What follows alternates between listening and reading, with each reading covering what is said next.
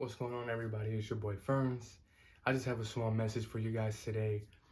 I've been having a lot of conversations lately, and this is something that's reoccurring, so I kind of feel the need to touch upon it. And normally I don't like to have these conversations because for everyone to have their own experience, and I don't like to interfere with anyone's karma. And it takes a certain level of awareness to be able to receive this information. And I believe a small tweak to your point of view will be able to help you transition out of this negative chapter that you might be experiencing in your life right now. I'd say probably 90% of the people I speak to that are in negative situations or in dark chapters of their life, they chalk it up to some kind of outside force or outside attack, which is really interesting because just looking from the outside in with my awareness, it seems that the only real attack is them on themselves. And these are people that claim to have a really good relationship with their source, with God, whatever it is that they're comfortable with. But from my experience, I know that I've been put in a situation by source where my most profound communication with source has been through negative times or dark times, because I feel like that's when your awareness is at an all-time high.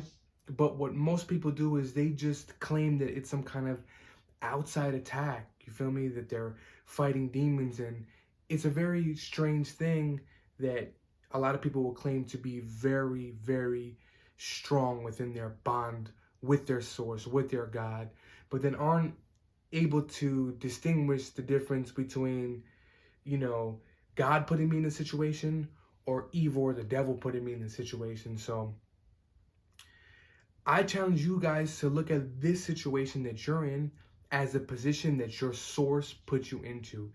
It's just this final level that you have to overcome, which takes a lot of self-awareness and trust. But don't look at it from a victim perspective of them trying to break you down. And a reason why your prayers may not be heard is because you might be thinking that you might be praying for these attacks or these demonic forces to go away, when in reality, your source put you in this situation to be able to test your level of strength and awareness, and you're failing miserably because you would rather be a victim in this situation.